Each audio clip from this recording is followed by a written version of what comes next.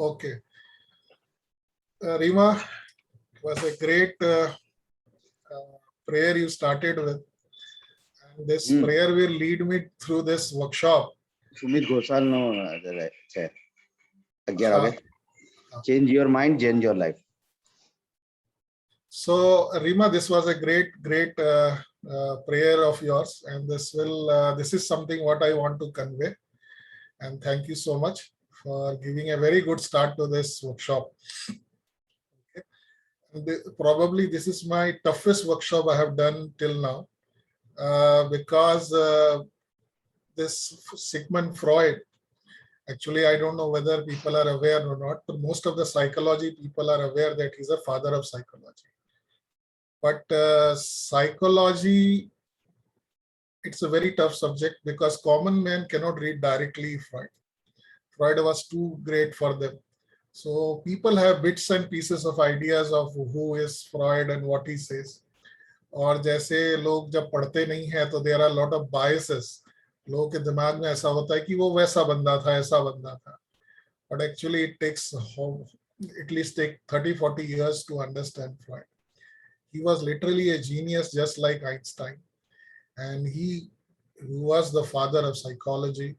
And so today I will say one thing, that I am not the right person to talk about Freud, because Freud was too great for me also.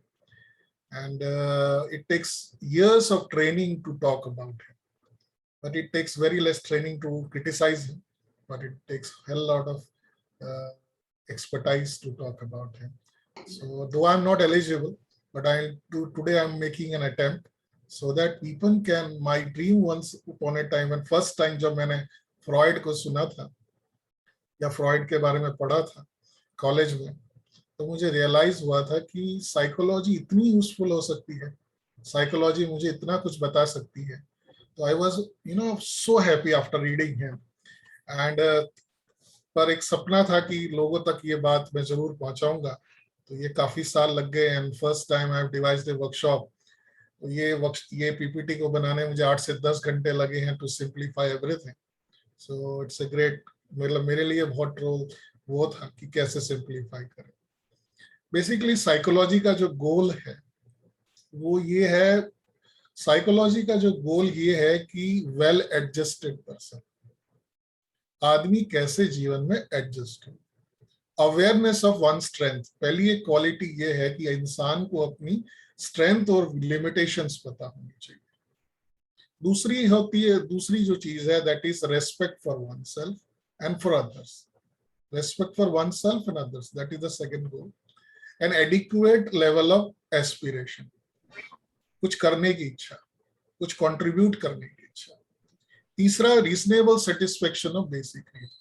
आपकी कुछ need है जीवन में, आप satisfy कर पाओगे, कुछ नहीं कर पाओगे, ये आप देखोगे आगे. And non critical attitude, accepting attitude towards life, flexible in behaviour and capable of dealing with odd circumstances, realistic perception of society या वर्ल्ड, एंड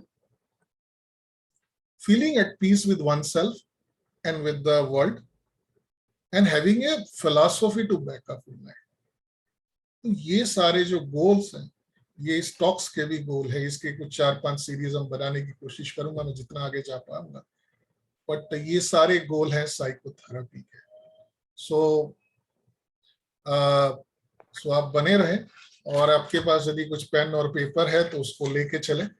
तो क्योंकि कुछ बातें मैं जीवन से जुड़ी हुई रखूंगा. They are very much related to your life and my life and everybody's life. So let us just go on a journey to understand ourselves. सोचिए कि आप एक ट्रेन में बैठे हैं और कहीं जा रहे हैं. उस जर्नी में जा रहे हैं तो आसपास जो दिखता है उसको देखने की कोशिश करें. जो चीज अच्छी लगती है उसका एक फोटोग्राफ ले लें, मतलब उसको लिख लें. तो ऐसा सोच के चलें, जरा भी स्ट्रेस ना लें. या मतलब वीडियो फिर से अवेलेबल होगा, तो शांति से बैठे अपने जीवन को जानने की थोड़ी कोशिश करते हैं. नाम इसलिए रखा है चेंज योर लाइफ, ताकि लोगों को, बच्चों को अच्छा लगे. तो बेसिकली मेरा पर्पस कुछ और था. बेसिकली ये था कि हम अपने जीवन में कहीं ना कहीं स्टक हो जाते हैं. और स्टक होने की वजह से हम मूव नहीं कर पाते, हमारी प्रोडक्टिविटी इफेक्ट होती है। कहीं ना कहीं हमें लगता है कुछ ना कुछ फोर्सेस है मेरे अंदर, कुछ ना कुछ फोर्सेस है मेरे अंदर जो मुझे रोकती है। तो हर आदमी अपने जीवन में कभी ना कभी रुकता है, तो उसको कभी लगता है कि सर्कमस्टेंसेस जिम्मेदार हैं, पर कोई भी समझदार आदमी ये सोचेगा कहीं ना कहीं मैं भी जिम्मेदार हूं।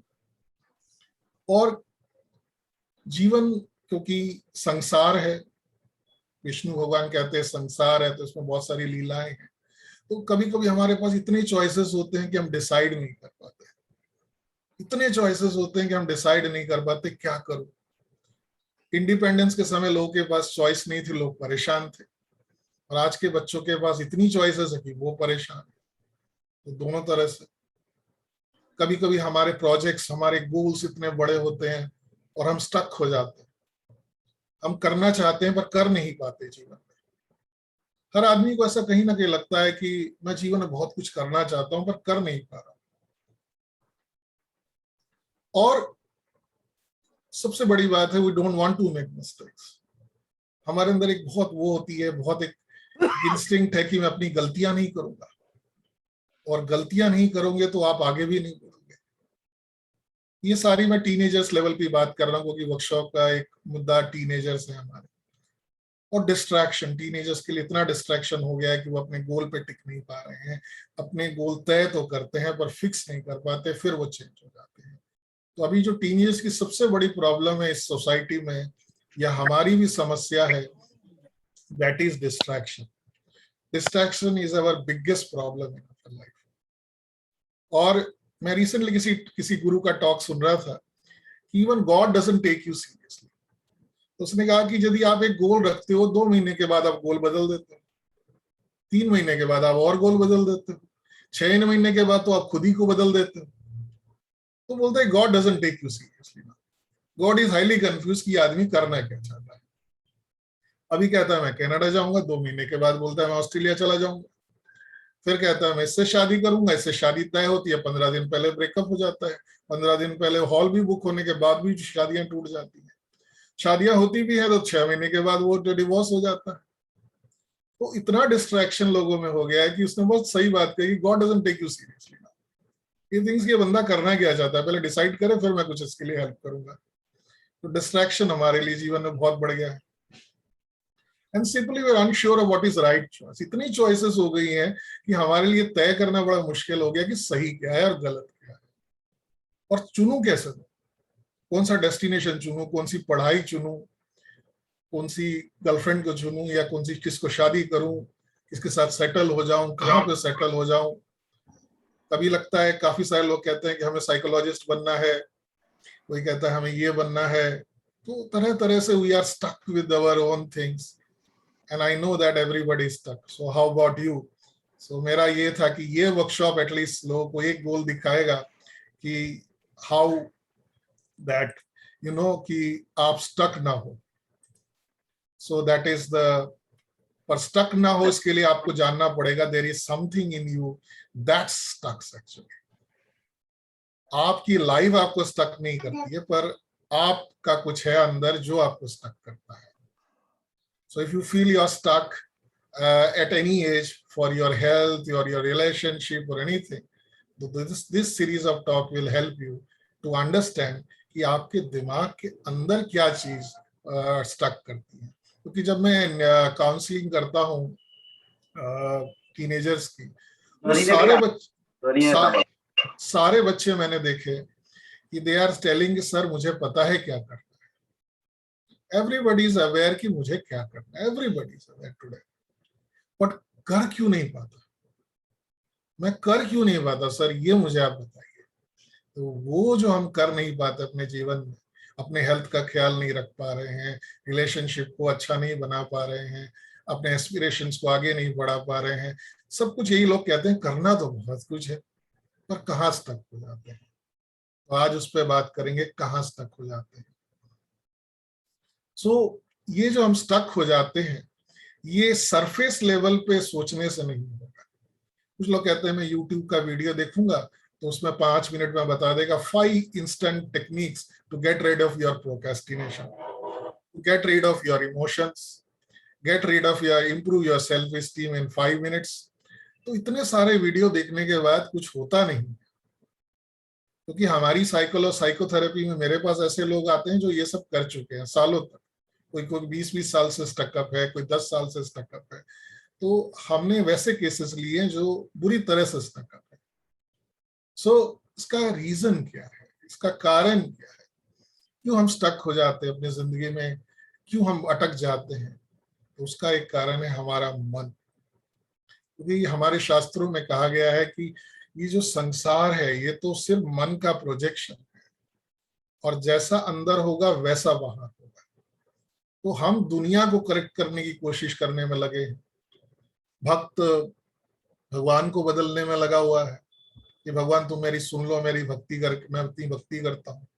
पति पत्नी को चेंज करने में लगा हुआ है, स्टूडेंट टीचर को चेंज करने में लगा हुआ है, पब्लिक सरकार को चेंज करने में लगी है, सरकार पब्लिक को चेंज करने में लगी हुई है। एक दोस्त अपनी गर्लफ्रेंड को चेंज कर, मतलब एक आदमी अपनी गर्लफ्रेंड को चेंज कर रहा है, गर्लफ्रेंड ने बॉयफ्रेंड को चेंज, सब अपने को बदलने की कोशिश कर रहे हैं, सब बदलाव लाना चाहते हैं। बट कहीं बदलाव इतना अच्छा नहीं आ रहा है, क्योंकि इसमें एक प्रॉब्लम, और साइकोलॉजी कहती है वो प्रॉब्लम तुम्हारे अंदर है। तो अपने आप को पहले जानो। सो नो थाई सेल्फ इस जो सबसे बड़ा विजडम है सोक्रेटिस का, ये अपने आप को जानना बहुत जरूरी है। और सबसे बड़ी बात जो मेरा जो कोट है मेरे ईमेल में कि unexamined life is not worth living. जब तक अपनी लाइफ को एग्जामिन नहीं करोगे तो आपको पता ही नहीं चलेगा आप क्या जी रहे हो। यदि आप रावण की जिंदगी देखें, रावण जब छोटा था उसके 10 हेड थे, तो लोग उसको चिढ़ाया करते थे, बहुत परेशान हो गया था, उसके कोई दोस्त नहीं बनते थे, सब उसको चिढ़ाते थे। तो बेचारा क्या करता उस जमाने में, किसी ने कहा कि शिव की साधना कर, क्योंकि शिव ऐसे एक भगवान थे जो असुरों के भी देवता थे और इनके भी, तो उसने उनसे दोस्ती कर ली, बहुत सारी साधनाएं की, उनको प्रसन्न कर दिया। बट पूरी फिर बाद में जितनी भी शक्तियां मिली वो शिव जैसा नहीं बना, शिव जैसा दयालु नहीं बना, दयावान नहीं बना, और आगे जाके वो असुर का सबसे बड़ा एक मॉन्स्टर बन गया। तो यदि उसने अपनी लाइफ को एग्जामिन किया होता कि मेरे अंदर इतना क्रोध, मेरे अंदर लोगों को दबाने की इच्छा, तो ये सब है, तो काश उसने उस चीजों पर निराकरण किया होता तो उतना भयानक उसका अंत नहीं होता। तो उसको उसमें एक ही कमी है उसके जीवन में, he was a very intelligent person, और उसकी जीवन में एक ही कमी है कि उसने अपने लाइफ को एग्जामिन नहीं किया, खुद को एग्जामिन नहीं किया कि मैं क्या चाहता हूँ। लोगों की बुराइयों को उसने अंदर छुपाया, और फिर उसके क्रोध से वो रावण बन बैठा। He could have been a very great saint also, इतना पोटेंशियल उसमें था। He was परम भक्त of Shiva, and Shiva was a great fan of his devote, मतलब इस साधना। इतनी बड़ा उसने विकल्प खो दिया जीवन में। तो कभी कभी लाइफ को एग्जामिन करना चाहिए कि हम क्या कर रहे हैं जीवन में। So whether you are becoming a powerful person, very influential person, very rich person, तो क्या उसके क्या है यार अंदर, क्या मैं चाहता हूँ, क्यों कर रहा हूँ? तो this is very very important. That here psychoanalysis helps. यहाँ फ्रॉइड की मास्टरी है। और जैसा कहा है कि क्या कहते हैं कि ये कहते हैं कि progress is impossible without change. यदि आप जीवन में कुछ बदलना चाहते हैं तो परिवर्तन आएगा, और परिवर्तन तभी, those who cannot change their mind cannot change anything. ये बर्नार्ड रसल की बात है, सॉरी जॉर्ज बर्नार्ड शॉ की बात है। तो इतनी बढ़िया बात उन्होंने कही है कि आप यदि अपने मन को नहीं बदलोगे तो कोई परिवर्तन स्थायी नहीं होगा। इसमें एक वर्ड मिसिंग है जो है स्थायी, मतलब परमानेंट चेंज भी है, परमानेंट चेंज इन बिहेवियर नहीं है। कुछ दिनों के लिए आप बदल जाओगे, फिर we will build back to pavilion. और हमारे जीवन की व्यथा यही है। एवरीबॉडी, थोड़े दिनों के लिए हम जाते हैं, कहीं जाते हैं, खुश हो जाते हैं, फिर वही हमारा मूड मेलनकोलिक हो जाता है, फिर हम अपने जीवन में आ जाते हैं, छुट्टियों में जाते हैं, बड़े खुश होते हैं, फिर काम शुरू होता है, फिर वैसे के वैसे बन जाते हैं। परमानेंट चेंज इसलिए नहीं आता क्योंकि अंदर कोई काम नहीं कर रहा। तो मन को जानना बहुत जरूरी है। प्रॉब्लम ये थी कि मन को जाने कैसे। हमारे इंडियन शास्त्रों में जो तरीका है जानने का, उसकी प्रॉब्लम यह है कि अलग अलग गुरु ने अलग अलग व्याख्याएं की है। बहुत लोगों ने अलग तरह से मन को समझाया है। तो बेचारे साउथ इंडियन अलग माइंड को डिफाइन करते हैं, तो नॉर्थ इंडियन अलग तरह से समझने की कोशिश करते हैं। तो जो भी नॉलेज है वो एक ऑब्जेक्टिव नहीं है, सेम नहीं है। तो फ्रॉयड एक पहले इंसान थे जिन्होंने एटलीस्ट माइंड को समझने की पहली कोशिश की और हमें एक डेफिनेशन दिया, हमें एक मॉडल दिया जिससे हम मन को समझ सके। आज जितने भी साइकोथेरेपीज है, साइकोलॉजिस्ट है, ये इसी आदमी की वजह से, इसने एक सिस्टम तो शुरू किया। तो he was the first scientist कि जिसने ये काम करने की कोशिश की, इसीलिए ये परहैप्स सबसे इन्फ्लुएंशियल साइकोलॉजिस्ट है। और इसने अनकॉन्शियस की बात की, अंतर मन की बात की, और इसीलिए बहुत सारी कंट्रोवर्सीज है उनके थ्योरी में, पर जैसा स्टिल पॉपुलर है, आप उसे हटा नहीं सकते। जब आप फ्रॉइड को पढ़ोगे तो आपके वो जहन में उतर जाएगा, आप डिनाई नहीं कर सकोगे कि सारी बातें, इसकी काफी सारी बातें सच हैं। तो साइकोलॉजिस्ट डरते हैं कबूल करने में, काफी सारे साइकोलॉजिस्ट, कि ये बंदा सही कहता है। क्रिटिसाइज करना बड़ा आसान है इसकी थ्योरीज को, बट ये बहुत मुद्दे की बात करते हैं। और आज मैं देख रहा हूं कि जीवन में यही हो रहा है। So this is very much true. सबसे बड़ा उसका कंट्रीब्यूशन है अनकॉन्शियस माइंड।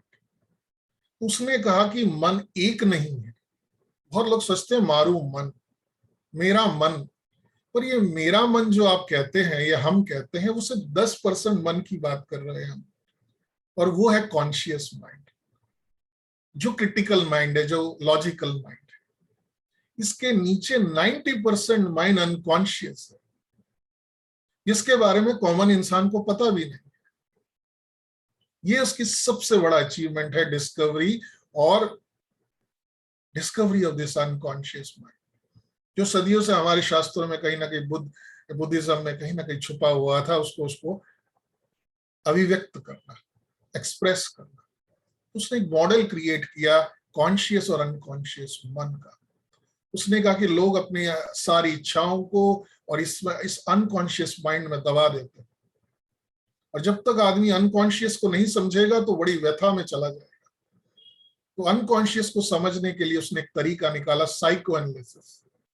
साइको मतलब माइंड, एनालिसिस मतलब मन का अवलोकन करना, मन को जानने की कोशिश करना। तो इसमें क्या होता था, मैं आपको ब्रीफली बताऊं कि उसमें पेशेंट आता था। पेशेंट एक चेयर या काउच में बैठ जाता था और वो थेरेपिस्ट को नहीं देखता था, क्योंकि जब हम किसी से बात करते हैं, हम बहुत सारी इंफॉर्मेशन सेंसर कर देते हैं। बहुत सारी इंफॉर्मेशन हम सेंसर कर देते हैं। हम वही बोलते हैं जो लोगों को, सामने वाले को बड़ा अच्छा लगे, जिससे हमारी इमेज अच्छी हो। मैं ऐसा कुछ बोलूं कि सामने बड़ा मेरे बारे में बड़ी अच्छी ओपिनियन बनाए, पर होता ये है कि इसमें अनकॉन्शियस में नहीं जा सकता। तो वो उसको कहता था कि तुम बोलते रहो, मैं पीछे बैठे सुन रहा। और वो नोट्स बनाता था, सदियों तक नोट्स बनाए, लाखों लोग, मतलब हजारों लोगों के। इतने सारे माइंड्स को स्टडी किया, तब पता चला कि अनकॉन्शियस में लोगों की सारी इच्छाएं दबी रहती है। बूढ़ा आदमी है, पर बचपन में उसको किसी ने साइकिल नहीं दी तो साइकिल चलाना चाहता है। किसी आदमी ने अपनी शादी नहीं की मजबूरी की वजह से, पर आज वो शादी करना चाहता है। गरीब है पर अंदर इच्छा है कि बहुत बड़ी गाड़ी खरीदे। सारी इच्छाएं दबी पड़ी हैं। उसने देखा कि ये सारे उसके दुख का कारण है। ट्रॉमेटिक लाइफ एक्सपीरियंसेस, सारे जो पुराने ट्रॉमेटिक एक्सपीरियंस है कि मेरी माँ ने मुझे मारा था, मेरे पिताजी ने मुझे छोड़ दिया था, स्टेप फादर ने मेरे साथ अब्यूज किया था, ये सारी बातें कोई भूलता नहीं है। ये सारे अनकॉन्शियस में है, और ये अनकॉन्शियस में हमें प्रेरित करती रहती है। उसने एक वर्ड बनाया इसमें, कॉन्शियस, पहले 3 शब्दों को समझे। कॉन्शियस थॉट्स, जिसको आप अभी रिकॉल कर सकते हो। आप जिस थॉट की बात कर रहे हैं वो सिर्फ कॉन्शियस थॉट है, वो 10% है जिसे आप रिकॉल कर रहे हैं। अभी आप रिकॉल कर रहे हो कि मेरा नाम ये है, मैं ये प्रोग्राम, मतलब ये वेबिनार देख रहा हूं, मैं ये सीख रहा हूं। उसके अंदर आपके जो अनकॉन्शियस में फोर्सेस है, ये 90% जो मन है, इसके अंदर बहुत सारे फोर्सेस हैं, और इस फोर्सेस वो डिसाइड करते हैं आपके थॉट कंटेंट को। तो ये सारी चीजें डिसाइड करती हैं कि आप किस तरह की तरह बिहेव करते हो।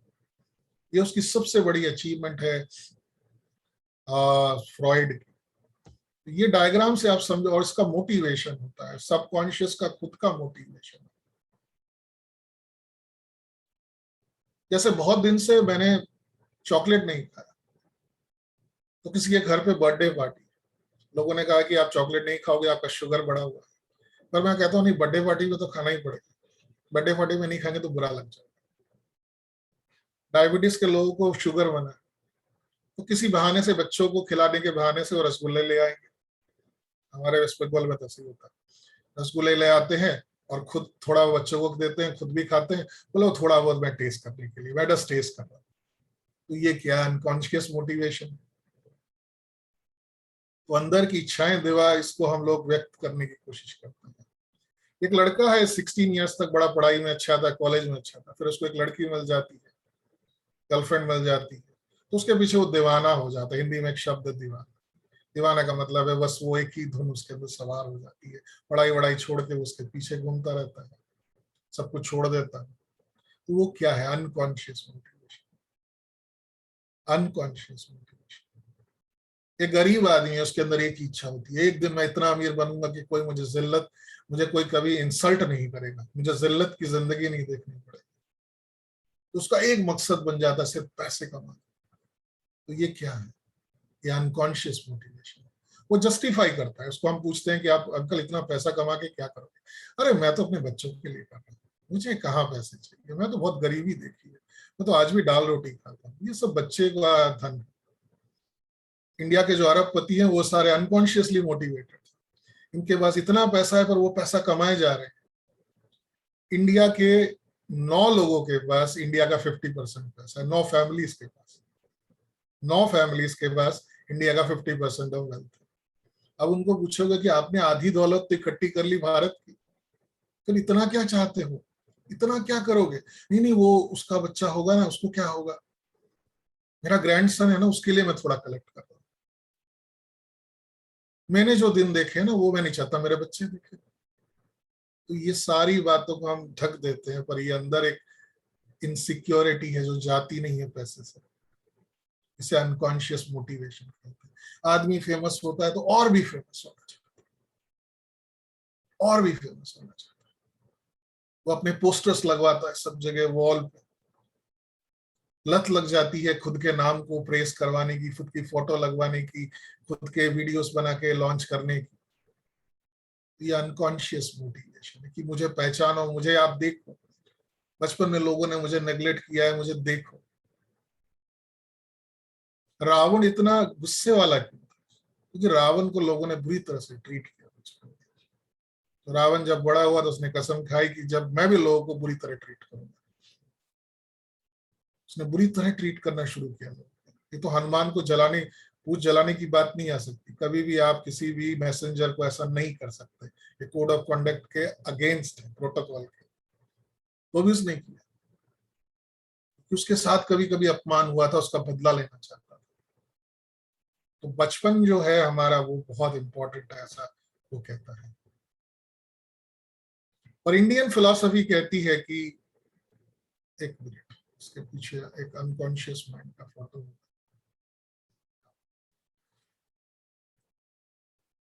अब इसको थोड़ा गहराई से समझते हैं कि आप एक माइंड नहीं हो, आपके अंदर 2 मन। तो फ्रॉइड का कहना है जो सबकॉन्शियस या अनकॉन्शियस माइंड है वो 90% से ज्यादा है। ये आपके सारे मेमोरी, सारे एक्सपीरियंसेस को स्टोर करता है, कुछ भी बाकी नहीं है। It stores everything from your birth to death. और हमारे शास्त्र इसे संस्कार शब्द से संबोधित करते हैं। किसी को कहेंगे कि उसका जन्म, किसी भी गुरु के पास जाके पूछो कि सर इसका जन्म यहाँ पर क्यों हुआ, इतना दुखी क्यों? बोले उसके संस्कार ऐसे, उसके कर्मा ऐसे। तो कर्म मतलब हुआ कि आपके सबकॉन्शियस माइंड के डिजायर्स, वो डिजायर अंदर जाके वो फिर आपके इस जन्म में तो धुलते नहीं है, वो जाके आपके कार्मिक बॉन्ड करके दूसरे जन्म का वो करते हैं। ऐसी इंडियन थ्योरी है, psychology doesn't believe it, I am just sharing Indian system with this thing. Freud पूर्व जन्म की बात नहीं करता है। फ्रॉइड कहता है कि ये इच्छाएं इसी जन्म में आपको परेशान कर देती है। उसके बाद एक्सपीरियंसेस, आपके साथ जो गुड एक्सपीरियंसेस जो है, बैड एक्सपीरियंसेस, ये सब आपके अंदर स्टोर है। यदि एक्सपीरियंसेस बहुत सुंदर है, बहुत अच्छे हैं, तो वो आप काम करो। तो किसी ने मुझे रिसेंटली पूछा कि मैथ्स मुझे अच्छा लगता था, 5th स्टैंडर्ड के बाद मुझे बुरा लगने लगा, क्योंकि एक टीचर थी मुझे बड़ा पनिश करती थी।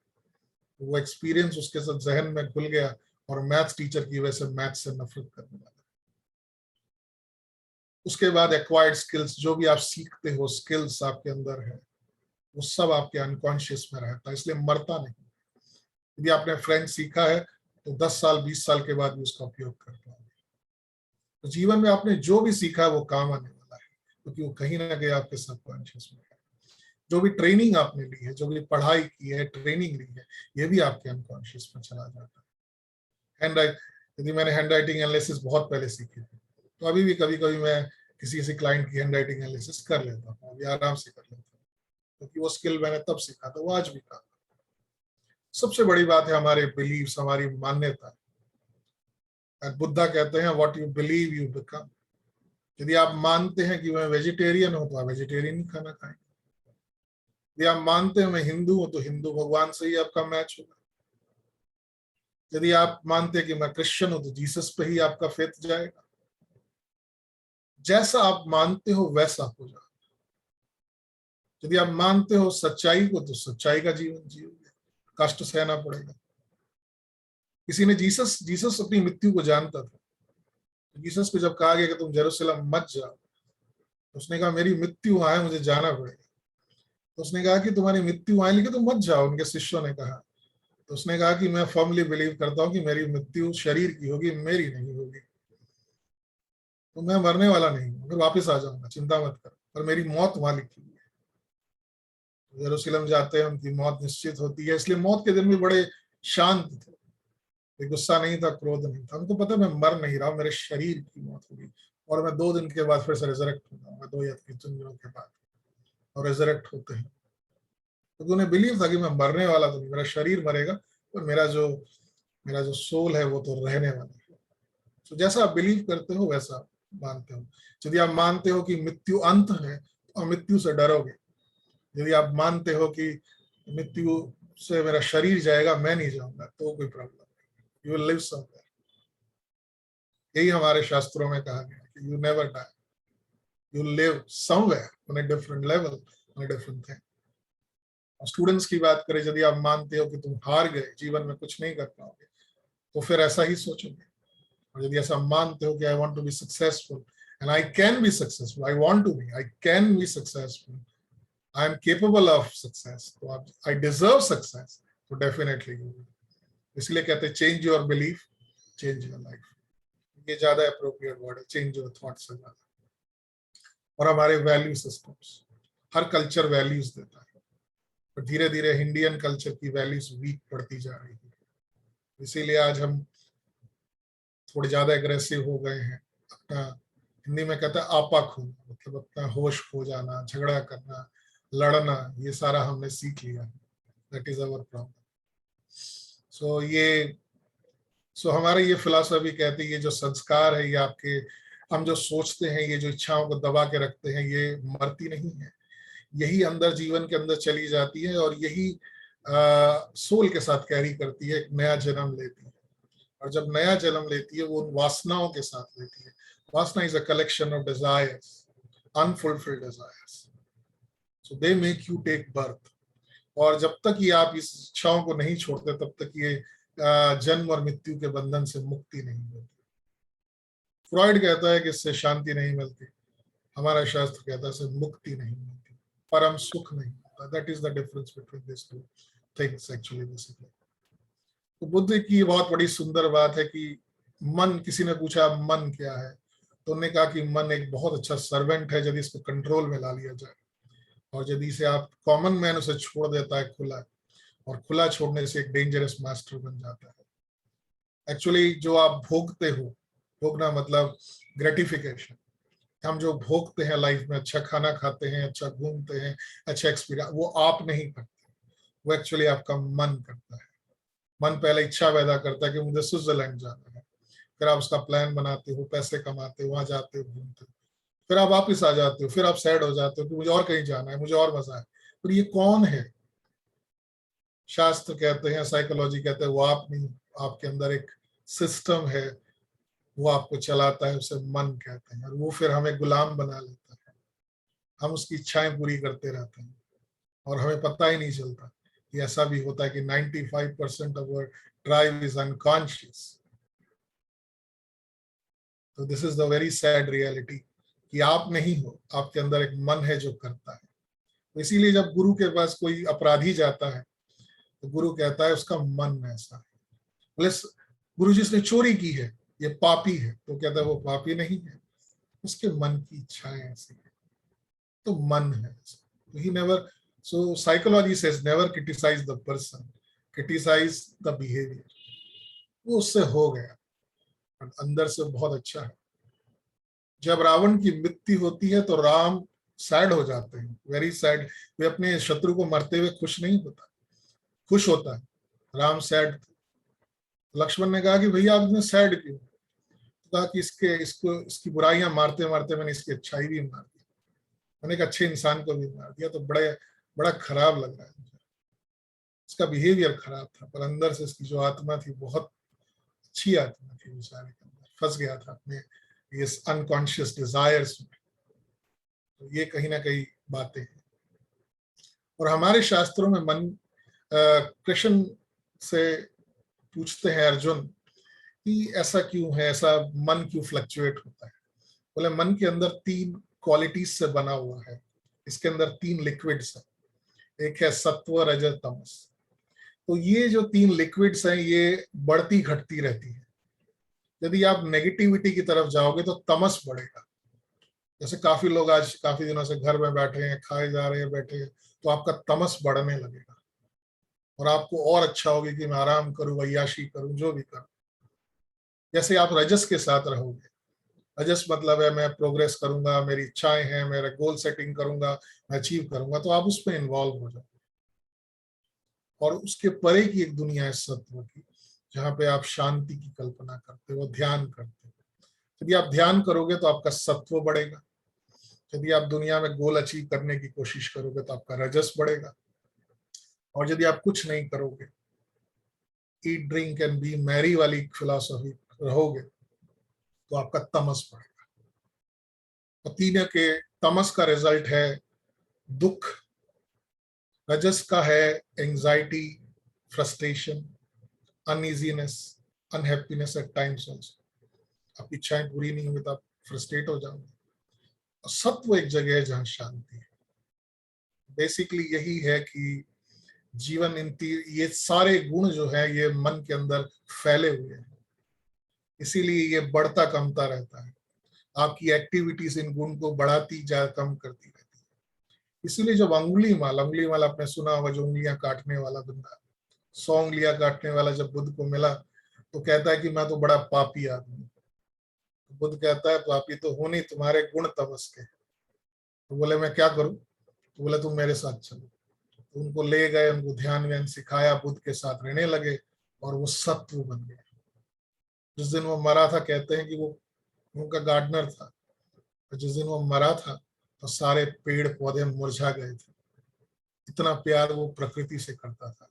जो आदमी निष्ठुर था वो कहीं ना कहीं इतना लव ओरिएंटेड हो गया था, सत्व गुणों का इतना ज्यादा हुआ था। जीवन में हमारे शास्त्र कहते हैं कि किसको बढ़ा रहे हो, इसीलिए वो कहते हैं कि नॉनवेज मत खाओ। नॉनवेज तामसिक गुणों को बढ़ाता है, रजस को बढ़ाता है। Very good, very good. That is the reason for this. यही कारण है, वो ऐसा नहीं कह रहे मत खाइए, पर आप जिसको खाओगे वैसे गुण हो जाएंगे। तो इस पे पूरा शास्त्र है, आयुर्वेद। आयुर्वेद एक्सप्लेन के गुणों के हिसाब से खाना चाहिए, जो गुण आपको चाहिए। और इसी बात को ये 3 शब्द को जान लीजिए, ये तीनों शब्द अलग है। आज तक आपने यदि सुने हैं तो ठीक है, नहीं सुने तो जान लीजिए। ईड, ईगो, सुपर ईगो, ये क्या है हम आगे जाकर देखेंगे। ये 3 शक्तियां आपके बिहेवियर को गाइड करती हैं। ये 3 शक्तियां हैं। जैसे शास्त्र में कहा गया है रजस, तमस, सत्व, तो इसी तरह ही फ्रॉइड कहता है कि 3 शक्तियां हैं, और ये लैटिन शब्द से लिए गए हैं, और इनका ईगो अलग मीनिंग है इसका। अब हम देखेंगे क्या मीनिंग है। बच्चा जब छोटा होता है तो उसके अंदर एक, ब्रेन के अंदर एक मैकेनिज्म फिट होता है, उसको कहते हैं ईड। एक्चुअली ईड मतलब प्लेजर, सबसे ज्यादा प्लेजर उसे चाहिए होता है। उसको फर्स्ट प्लेजर उसके मदर के मिल्क से मिलता है या मदर के साथ मिलता है। सो फूड उसका मेन मकसद हो जाता है। सो वो फूड उसके लिए एक सिक्योरिटी होती है, फूड उसके जीवन का अस्तित्व होता है। यदि खाना ही नहीं मिलेगा तो रहेगा कैसे। तो धीरे धीरे वो माँ के साथ बड़ा होता है, तो माँ सिखाती है क्या करना है क्या नहीं करना है, कहाँ पर जाना है कहाँ नहीं जाता। उसको सुपर ईगो कहते हैं। सुपर ईगो मतलब समाज से सिखाए हुए रूल्स। और जब वो बड़ा होता है वो जान जाता है कि क्या करना है और क्या नहीं करना, उसको ईगो कहते हैं। तो इन 3 शब्दों को ध्यान से जान लें। ईड मतलब जो अंदर से हमारे ब्रेन के अंदर इनबॉर्न इच्छाएं होती हैं, और सुपर ईगो जो हमारे समाज में हम पेरेंट्स से सीखते हैं, टीचर से सीखते हैं, गुरु से सीखते हैं, जो ईड का विरोधी है। और तीसरा ईगो खुद की समझदारी, मैच्योरिटी। ईगो यहाँ पर अहंकार नहीं है, ये आपकी मैच्योरिटी और उसका प्रतीक है। अब ये बेसिकली इंस्टिंक्ट बिहेवियर है। ईड जो है वो एनिमल्स में 100% है। इसलिए कोई भी एनिमल, टाइगर भी आपको देखेगा तो ऐसा नहीं सोचेगा कि अरे ये तो संत है तो उसको मैं कुछ ना करूं, ये तो बच्चा है इसको मैं अटैक नहीं करूंगा। उसको लगेगा ये मेरा फूड है, मुझे खाना पड़ेगा, मैं खाऊंगा, इस पर अटैक करूंगा, चाहे वो स्नेक हो, कोई भी एनिमल। तो इसी तरह हमारे अंदर भी ये ईड होता है। तो हमारी पहली जो इंस्टिंक्ट होती है, फूड, वाटर, फ्रीडम और सेक्सुअलिटी, ये हमारे अंदर इनबिल्ट है। सबसे ज्यादा हम फूड ओरिएंटेड है इंडिया में। आप देखो शादी श्राद्ध कोई जगह ऐसी छोड़ी नहीं है। इवन ऋषियों ने कहा कि तुम मंदिर भी आओगे तो हम तुम्हें थोड़ा खाना दे देंगे, प्रसाद दे देंगे। शादी भी होती है तो भी लोग, मतलब शादी में खाना ही मेन होता है, सब जानते हैं कि खाना कितना अच्छा है, तो मेनू पे बड़ा फोकस होता है, बर्थडे में बड़ा फोकस होता है। लोग वैकेशंस जाते हैं, एग्जॉटिक वैकेशंस में जाते हैं, बहामास में जाते हैं, हवाई में जाते हैं या और कहीं जाते हैं। उनका खाना उनके लिए मकसद। तो जो भी रिसोर्ट्स होते हैं, then people are coming here for good food. So कहीं भी आप चले जाइए तो दे सर्व गुड फूड, क्योंकि फूड एक एक ईड है जो हमेशा सेटिस्फाई नहीं होता। और Indians are foodie, every countries I think are all foodie. और बच्चों को आप देखना, बच्चों के अंदर ये बहुत बड़ा इंस्टिंक्ट होता है, उनको बड़ा ईट खाने का बड़ा मजा आता है। They want to eat, mummy मुझे कुछ खाने के लिए दे दे, मुझे कुछ ये दे दे। उनको टिफिन में बड़ा इंटरेस्ट होता है। स्कूल में जाते हैं तो पहला डिस्कशन यही होता है कि टिफिन में क्या लाया तू आज, अरे आज हम ये खाने वाले हैं। टीनेजर हो जाते हैं तो घर का खाना बड़ा परेशान वो लगता है, तो बाहर जाके हम क्या खाएंगे, कौन से कॉफी हाउस में जाएंगे। तो सारे ये जो भी है, सीसीडी है या जो भी है, मैकडी है, तो ये सारे इसीलिए बने हैं कि हैंग आउट जॉइंट्स है जहाँ पे लोग खाने की बात करते हैं। कुछ लोग तो चाय पे चर्चा भी करते हैं, कुछ लोग खाने पे चर्चा करते हैं। तो खाना बहुत जरूरी है। इवन लोग डेटिंग करते हैं तो भी कोई पार्क में जाके डेटिंग नहीं करता। वो इवन वो डेट करने की बात भी सोचता है तो रेस्टोरेंट में जाएगा, वो कॉफी पिएगा, वो भी पिएगी, वो कुछ खाएगा। तो प्लेजर प्रिंसिपल को बढ़ाने की कोशिश है। तो बेसिकली इसका जो ईड का एक ही इच्छा है कि मेरा प्लेजर बढ़े, और प्लेजर को पाने के लिए वो कुछ भी कर सकता है। ये वाइल्ड है। ये वही चीज है जो एनिमल, टाइगर आप पे अटैक करता है। ये वही चीज है जब इंसानों पे भी वो अटैक कर देता है, इंसान दूसरे इंसान पे अटैक कर देता है। ये वही चीज है। ये मेरी इच्छा पूरी होनी चाहिए। I want to fulfil my desire anyhow. Ravan जब छोटा था तो उसकी सारी इच्छाएं पूरी नहीं हुई। जब वो बड़ा हुआ तो उसके कहते हैं क्योंकि 10 सर जाग गए, उसने सोने की लंका बना डाला, ये बना डाला, अपना राज्य बना डाला, साम्राज्य बना डाला, वो भी उसकी इच्छाएं पूरी नहीं हुई। कहते हैं उसकी बहुत सारी रानियां थी, तो भी वो सीता को देख के अट्रैक्ट हो गया कि नहीं, वन मोर। और हमारे अंदर ब्रेन में एक हार्मोन, ब्रेन में एक केमिकल है, आगे वाले उसमें आप हैबिट्स में शायद पढ़ोगे,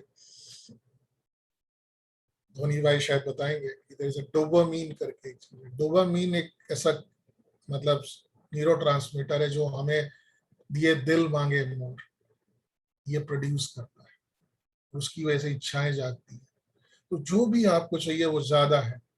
तो ये id is basically very self centred, chaotic, instinct, primitive, मतलब किसी भी हद से मुझे चाहिए, कैसे भी करके इच्छा को सेटिस्फाई करना है, चाहे उसके लिए मुझे लड़ना पड़े, मरना पड़े। जितने भी आप लड़ाई देख रहे हो ये इंसान नहीं करता है, ये उसका ईड लड़ता है। जो अलेक्जेंडर को जो मैसिडोनिया से उठा के इंडिया तक ले आता है तो वो ईड है उसका।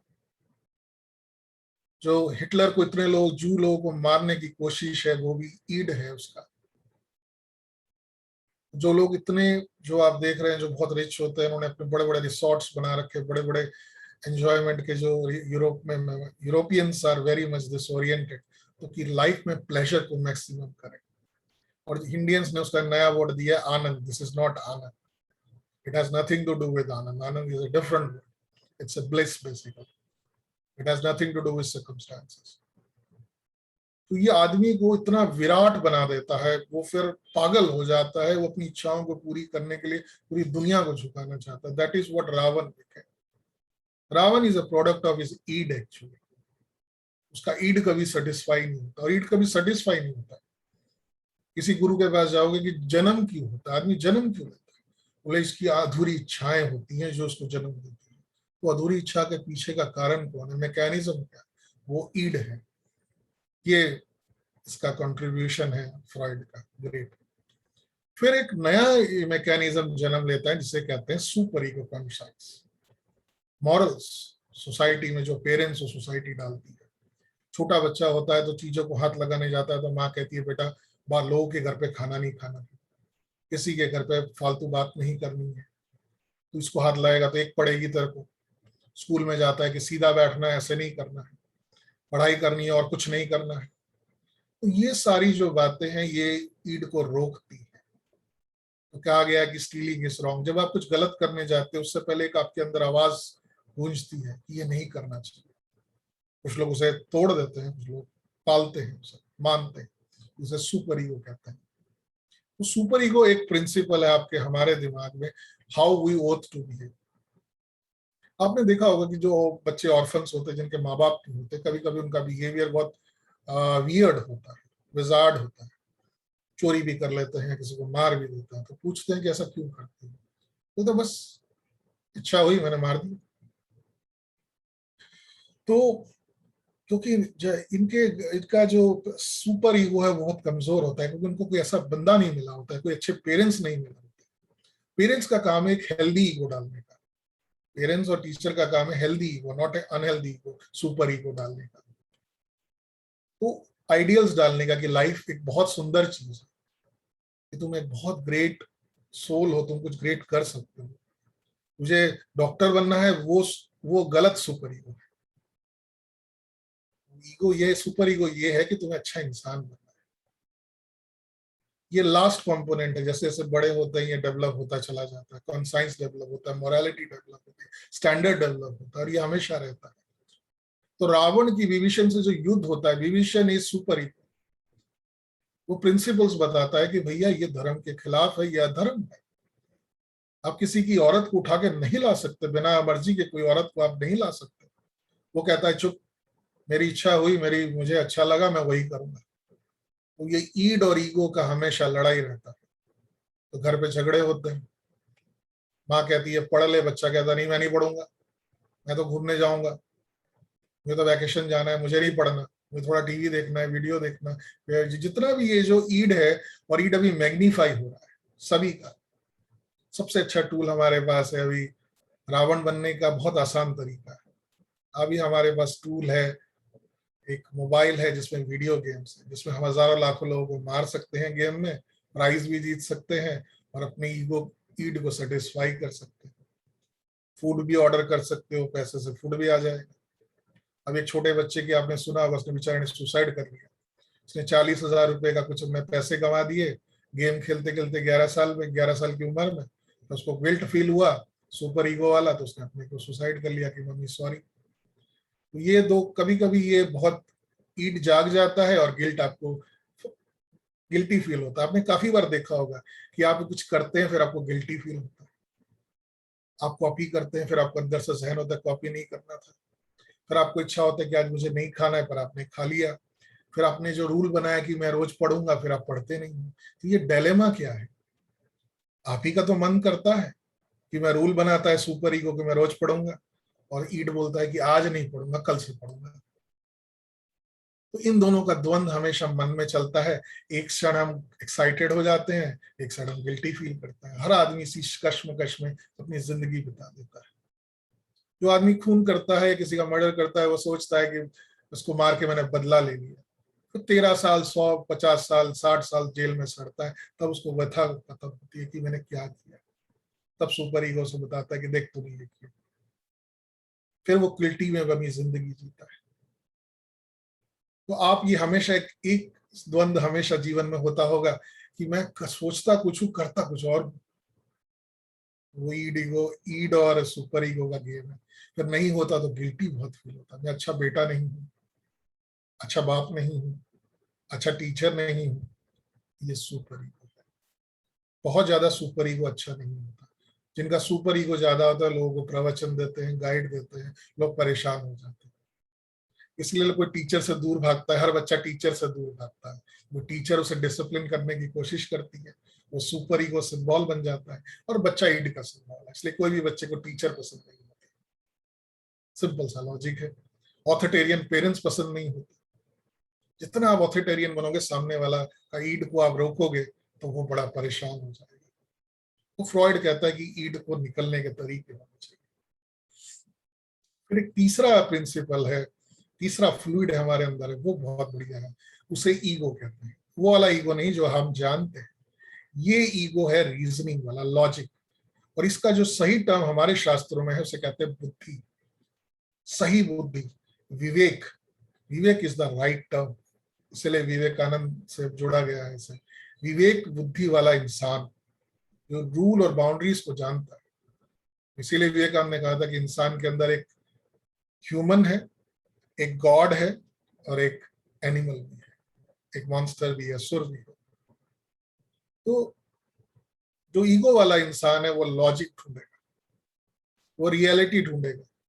यदि मुझे पैसे कमाने, बहुत पैसे कमा के लग्जरी मुझे करनी है, सुपर ईगो कहता है पॉसिबल नहीं है, पॉसिबल नहीं है। ईड कहता है चोरी करके कमा लूंगा, तो सुपर ईगो कहता है जेल में जाएगा। फिर वो बीच का रास्ता निकालता है कि मैं कमीशन बेसिस पे काम करता हूँ, तो मैं कमाऊंगा भी और कमीशन भी मिलेगा। तो ये जो बीच का रास्ता निकालने वाला पर्सन है, उसे कहते हैं ईगो। या ईगो मतलब एक्चुअली विवेक वर्ड ज्यादा अप्रोप्रिएट है, वो वाला अहम वाला नहीं। तो ये रैशनल है, लॉजिकल है, रीजनेबल है, कॉन्शियस है। इसको तभी आप यूज कर सकते हो जब आप कॉन्शियस हो। जब आप गुस्से हो जाते हो, आपने देखा है कि आप अनरीजनेबल हो जाते हो, कुछ भी बोल देते हो, कुछ भी रिएक्ट करते हो। बट जब आप शांत होते हो तो आपको लगता है कि इतना तो नहीं बोलना चाहिए था, करने की क्या जरूरत थी। वो रैशनल पार्ट है आपका। कुछ कहता है ना, ट्यूबलाइट जली तुम्हें, अब कुछ हुआ, इंसाइट जनरेट हुआ, पता चला। तो ये तब होता है जब शांत होता है, वो आपकी रैशनलिटी वापस आती है, उसे कहते हैं। लोग कहते हैं पढ़े लिखे लोग बड़े समझदार होते हैं। एक्चुअली पढ़े लिखे लोगों का मतलब होता है जिसका ईगो स्टेबल हो। जैसे जैसे आप पढ़ते चले जाते हो, मतलब ज्ञान अर्जित करते चले जाते हो, आपका ईगो फ्लरिश होता है, तो आपको सही और गलत का निर्णय पता चलता है। तो फॉर्चुनेटली ये मैकेनिकल इंजीनियरिंग से या बायोलॉजिकल साइंसेस से नहीं जन्म लेता। इसके दो, फिलोसॉफी, साइकोलॉजी, एथिक्स, ये तीन पढ़ने से इंसान मतलब एक अच्छा ईगो डेवलप करता है। तो किसी ने एक अच्छा कहा है, होलोकास्ट में जो लड़ा, जो वर्ल्ड वॉर 2 में कितने ग्रेट डॉक्टर्स ने लोगों की हत्याएं करवाई, कितने बड़े लोगों ने ऐसे गैस बनाए जिसमें लाखों बच्चे मारे गए चेम्बर्स में। तो ये तो इंटेलिजेंट लोग ही थे। जिन्होंने बॉम्ब भी बनाया वो तो इंटेलिजेंट ही थे। उनको पता नहीं चला लाखों लोग मारे जाएंगे। क्यों ऐसा करते हैं फिर? क्योंकि रीजनेबल ईगो डेवलप नहीं हुआ। एजुकेशन का पर्पस है ईगो डेवलप करना, रियलिस्टिक पिक्चर डेवलप करना। अभी हम जो पढ़ रहे हैं वो सिर्फ चंद नमूने हैं नौकरी और शायद व्यापार करने के। हमारी पढ़ाई कहती है स्किल बेस्ड बनाएंगे, बट एक्चुअली उन्हें ईगो बेस्ड बनाना चाहिए ताकि एक इंसान बन सके। अभी हम लोगों को बना रहे हैं वो अपनी इच्छाओं को फुलफिल कर रहे हैं। जैसे एक आईएएस ऑफिसर बनता है बड़ी मेहनत करके गरीब से, फिर आगे जाके घूसखोर बन जाता है, लूट लेता है देश को। क्या था, ईड की इच्छाएं दबी थी, बाद में जाके वो आईएएस ऑफिसर बन के वही करता है, ईड की इच्छाओं को पूरी करता है, बोलता मैं आईएएस ऑफिसर हूँ।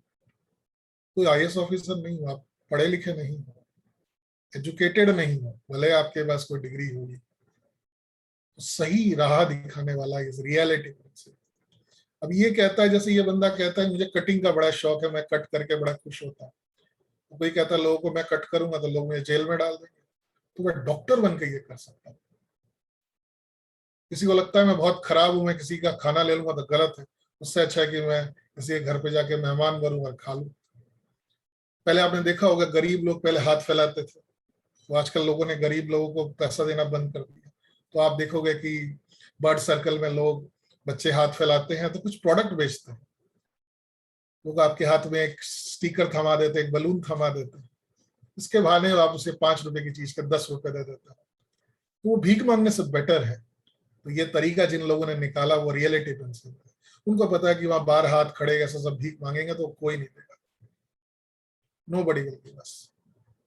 उससे अच्छा तरीका है कि कुछ चीजें रोड पे बेचो, 5 रुपए की चीज, एक नोटबुक वो बच्चा बेचता है, उसकी माँ बेचती है, सब बेचते हैं।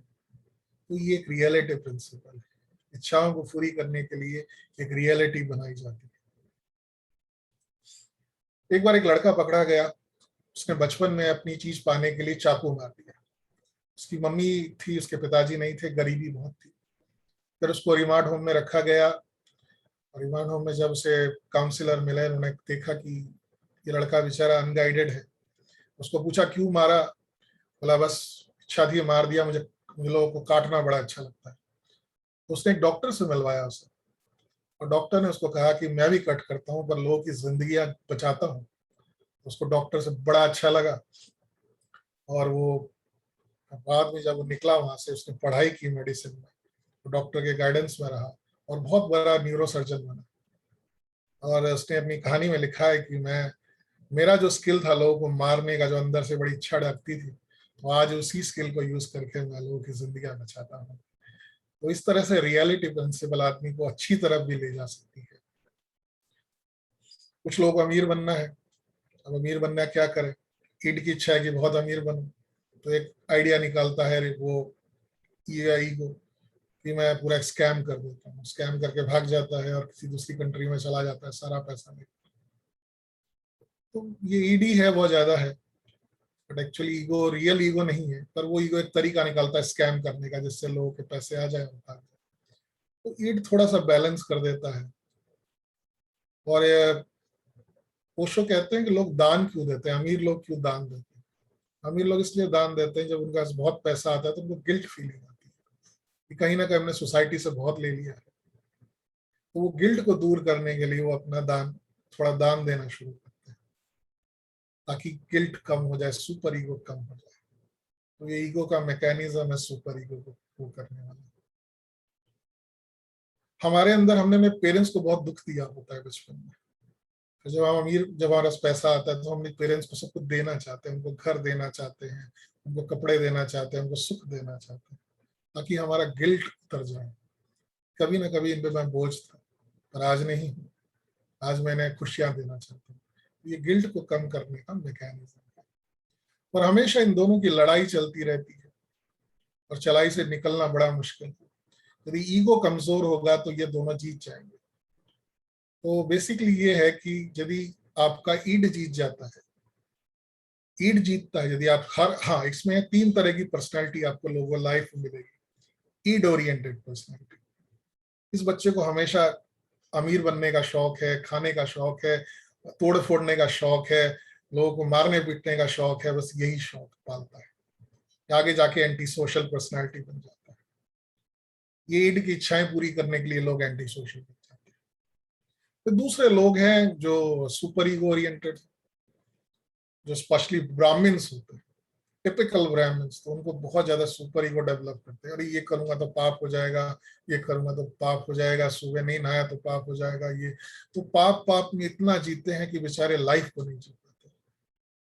जो बहुत क्रिटिकल लोग होते हैं उनका सुपर ईगो बहुत ज्यादा होता है। આવું નહીં કરવાનું, આવું ના કરાય, આવું કરવાથી આમ થઈ જશે, આવું છે। तो ये लोगों से लोग परेशान हो जाते हैं सुपर ईगो वाले से। खुद की तो लाइफ जी नहीं पाते, दूसरों को भी जीने नहीं देते। और उनका बेटा, काफी बार ऑथोरिटेरियन फादर का बेटा बहुत अलग होता है। आपने देखा होगा, फादर एकदम डिसिप्लिन, बेटा एकदम अनडिसिप्लिन, क्योंकि उसके ईगो को दबाने की कोशिश की है। तो लड़का जब बड़ा होता है तो विरोधी बन जाता है कि मैं जो भी करूंगा exact opposite of my father I will. उन्होंने मिलिट्री में हमें टॉर्चर किया था, अब मैं मिलिट्री मैन तो बनूंगा नहीं, मैं तो और भी रॉक स्टार ही बनूंगा। तो काफी सारे ये जो रॉक स्टार आप देखते हैं, ये जो स्टैंड अप कॉमेडियन देखते हैं, ये लोग आगे देखना, इनकी स्टोरीज में देखना आप, स्टैंड अप कॉमेडियन ये कहते हैं बचपन में मुझे मारा गया, मुझे डांटा गया, फिर उनका ये मजाक उड़ाते हैं अपने टीचर का, अपने पेरेंट्स का, अपने उसका। ये एक्चुअली ईड है जो रियलिस्टिक प्रिंसिपल्स करता है कि मैं इसको कॉमेडी के माध्यम से करूंगा तो मेरी जो अंदर की इच्छा दबी इच्छाएं हैं वो लोगों तक चली भी जाएंगी, लोग मुझे खराब भी नहीं कहेंगे। कॉमेडी एक्चुअली वही होती है कि सरकास्टिक चीजों को एक सामाजिक रूप में व्यक्त करना, सोशली एक्सेप्टेबल नॉर्म्स के साथ एक्सप्रेस करना। इसलिए लोगों को कॉमेडी बहुत अच्छी लगती है। लोग घंटे तक बैठे रहते हैं कपिल शर्मा के शो में, क्योंकि ऐसी बातें होती है, कॉमेडी के रूप में होती है, जहां पे हम लोगों की बुराइयां करते हैं, उसकी निंदा करते हैं, उसको नीचा दिखाते हैं, उसका मजाक उड़ाते हैं, और एक्सेप्टेबल मेथड में करते हैं, बोले कॉमेडी है, सीरियस नहीं। पर ये ईड को बड़ा अच्छा लगता है, इसलिए बच्चों को कॉमेडी सीरियल्स बहुत अच्छे लगते हैं, कार्टून्स अच्छे लगते हैं, क्योंकि उसका ईड सेटिस्फाई होता है। तो इसीलिए ये आप देखना, इंडिया में सारी इंडस्ट्री डाउन है, पर मैं देख रहा था कल की स्विगी और ये जो फूड पांडा या जितने भी ये जोमेटो, ये क्यों चलते हैं? ये लॉकडाउन में भी चल रहे हैं, क्योंकि लोगों की नीड है फूड, फूड उनको स्ट्रेस से बचाता है, इसीलिए चलते रहते हैं, खत्म नहीं होता। और उसके बाद न्यूरोटिक पीपल, उसको कंट्रोल करने की कोशिश, ऐसा ये सही है, ये गलत है, हमारे धर्म में लिखा है, हमारे उस धर्म में लिखा है, आपने पाप कर दिया, ये पाप पुण्य के उसमें फंस जाते हैं। तो ये भी बीमार पड़ जाते हैं, ये भी सिक हो जाते हैं, दोनों करना गलत है। इसीलिए आदमी जो टीनेजर्स होते हैं बेचारे एंजाइटी में पले बढ़ते हैं कि मैं ये करूं कि ये करूं। अभी मैं गर्लफ्रेंड को मिलने जाऊंगा तो पढ़ नहीं पाऊंगा, दोस्तों के साथ जाऊंगा तो मेरी पढ़ाई छूट जाएगी, पढ़ाई करूं या टीवी देखूं। तो हमेशा उनके मन में द्वंद्व चलता है, एंजाइटी होती रहती, घबराते रहते हैं। उसका कारण ये अनकॉन्शियस कॉन्फ्लिक्ट है। अनकॉन्शियस, ये सब अंदर होता है, पता नहीं चलता। जब तक आप फ्रॉइड नहीं पढ़ोगे तब तक नहीं पता चलेगा। और कल्चर भी इन्फ्लुएंस्ड होता है ईट से। तो कहते हैं, ओशो कहते हैं कि ये पूरा जो कल्चर है, eat drink and B Mary, जो रोमन कल्चर है वो ईट पे बना है। रोमन्स कॉन्करर क्यों बने? रोमन इसलिए कॉन्करर बने क्योंकि उनकी जमीन कम पड़ने लगी, लोगों की भूख बढ़ती चली गई, कम पड़ने लगी, तो उनकी और जमीन की जरूरत पड़ने लगी। तो धीरे धीरे उन्होंने वर्ल्ड कॉन्कर करना शुरू किया। और ये डोपामिन जो न्यूरोट्रांसमीटर है, उसकी इच्छा है कि और इसलिए व्हाइट्स लोगों ने एक्सप्लोर करना शुरू किया ग्लोब।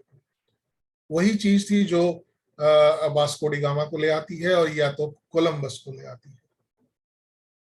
ये एक्चुअली तो ड्रिवन बाय मटेरियल इच्छा से ड्रिवन थे।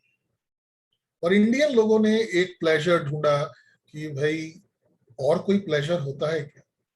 तो ये आंतरिक प्लेजर की, आनंद की खोज में चले गए, प्लेजर को छोड़ के आनंद की खोज में चले गए, और उन्होंने स्पिरिचुअल प्लेजर की चीजों में चले गए। तो दोनों का कल्चर अलग है। तो इसलिए वेस्ट में आप देखना, जितनी भी किताबें मैं पढ़ता हूँ उसमें लिखता है I thankful to my wife Becky, Lucy, Susan. उनके माँ बाप का नाम नहीं होता। देखना 90% बुक में आप लोग अपनी वाइफ को या गर्लफ्रेंड को थैंक करते हैं, बच्चों को करते हैं थोड़े बहुत। पर इंडियन बुक में अपने गुरु को करते हैं, अपने टीचर को करते हैं, अपने माँ बाप को थैंक्स करते हैं। तो दोनों की, हमारा सुपर ईगो ओरिएंटेड है, उनका ईड ओरिएंटेड कल्चर है। इसलिए हम यूरोप में जाते हैं तो हमें मजा आता है, देखेंगे तो बड़ा अच्छा लगता है, इतना सुंदर, इतनी सारी एंजॉयमेंट के तरीके, सही तरीके, गलत तरीके, ये सारी चीजें वहां पर, और इससे बहुत बड़ा व्यापार होता है। It is for big business. इसलिए पॉर्न इंडस्ट्री इतनी बड़ी इंडस्ट्री है जो खत्म नहीं होगी, ना होगी शायद फ्यूचर में, कभी भी खत्म नहीं होगी।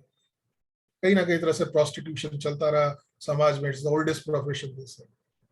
क्यों चलता रहा? क्यों औरतों को इस तरह से बेचा गया, बच्चों को उठा के आज भी बेचा जा रहा है चाइना में, इंडिया में, ताइवान में? इतना गलत कोई कैसे कर सकता है? बट ईड की इच्छाओं को पूरी करने के लिए, ईड अपनी इच्छा को पूरी करने के लिए कोई भी रकम या पैसे दे सकता है। इसीलिए पूरे समाज में इवल प्रिवेल होता है, अंडरग्राउंड लेवल पे सब प्रिवेल होता है। That is what the whole world, जो नाइट बिजनेस है, हर तरह का अल्कोहल है, बार्स हैं, ये सब चीजें हैं, ताइवान है, ये जो बिजनेस करते हैं टूरिज्म के नाम पे, ये सब ईड ओरिएंटेड है। और वेस्टर्न लोग वहां पे ज्यादा अपनी इच्छा को पूरी करने की कोशिश करते हैं, बहुत ज्यादा उसमें पैसा लग जाता है और पैसा खर्च करते हैं और इकोनॉमी अच्छी हो जाती है। तो ईड ओरिएंटेड बिजनेस करने से ज्यादा पैसे कमा सकते हैं। इंटरनेट इसीलिए चल रहा है, पोर्नोग्राफी इसीलिए चल रही है, ईड ओरिएंटेड, और ईड को अपनी इच्छा पूरी करनी है, कुछ भी करके, उसके लिए लॉजिक कुछ भी नहीं। हम दोनों के वैल्यू सिस्टम्स भी अलग। एशिया का वैल्यू था कि हम हमेशा फैमिली को रखें, कोलाबरेट करके काम करें, कभी फैमिली के लिए कॉम्प्रोमाइज करें, लोगों को पहले चुने।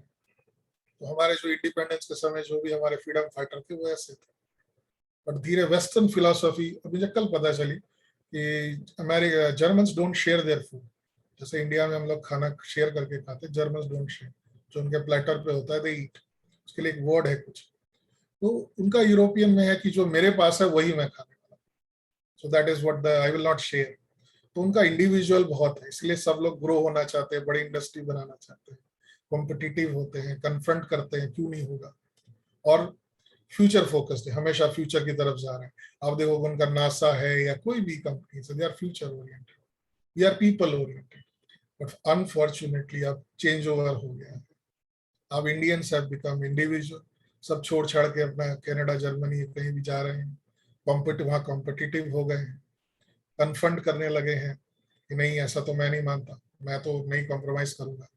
कुछ लोगों ने अपने माँ बाप को छोड़ दिया है, बेचारे माँ बाप मर भी गए तो वो फिर नहीं आते, बोलते उनको दफना दो, जला दो, they don't come back from US, बोला मेरी जॉब है मैं नहीं आ सकता। और फोकस्ड हो गया, नहीं मेरा करियर बिगड़ जाएगा, मेरा करियर बिगड़ जाएगा। So now we have not become people oriented, career बिगड़ जाएगा। लोगों को मैनेजमेंट को लोगों को फायर कर देते हैं, क्योंकि we have become goal oriented not people oriented, है ना। पेंडेमिक में कितने लोग की जॉब चली गई, बहुत कंपनीज ऐसी होगी जिन्होंने लोगों को सब्सटेन किया, बाकी निकाल दो। बोले बोले वो क्या करेंगे, बोले वो हमारा वो जो भी करेगा करेगा, निकाल दो। धीरे धीरे हम एशियन सब एशियंस नहीं रहे, ये सबसे बड़ी व्यथा है। और समय हमारा दोनों का डिफरेंस है। वहां पे समय क्योंकि एक ही जिंदगी है, तो उनके लिए लाइफ टाइम इज लिमिटेड, इसलिए वो टाइम बाउंड है। लोग टाइम में सब कुछ करना चाहते हैं, उनका स्ट्रेस भी टाइम की वजह से।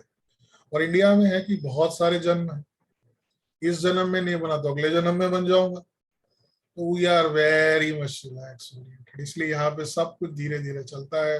लोग शादी अटेंड करेंगे 4-5 दिन तक, फिर यहाँ जाएंगे, फिर किसी बाबा के पास जाएंगे, घूमेंगे फिरेंगे, काम करेंगे।